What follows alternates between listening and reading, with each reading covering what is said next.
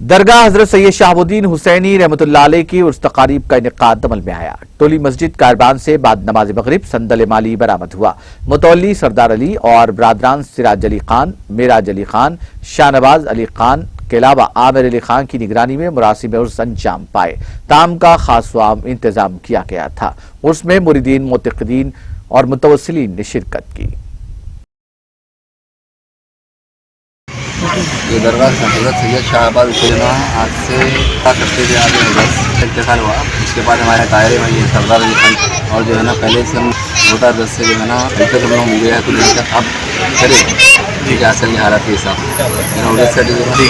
ये मुतवल्ली है ना खानदानी मुतवल्ली है, तेरा भाई है हमारा 2 साल जो बने थे 100 साल के ऊपर। संदल कितने साल चला रहे हैं आप? 10 साल से तो हम खा ले सकते थे। ओके। 2000 नाज़रीन, हमारे टीटीवी न्यूज़ को सब्सक्राइब करिए, बेल आइकॉन को प्रेस करिए, शेयर करिए और लाइक करना ना भूलें। और किसी एडवर्टाइजमेंट से मुताल्लिक़ जानकारी के लिए हमारे इस नंबर पर कांटेक्ट कीजिए। हमारा नंबर है 9550102020।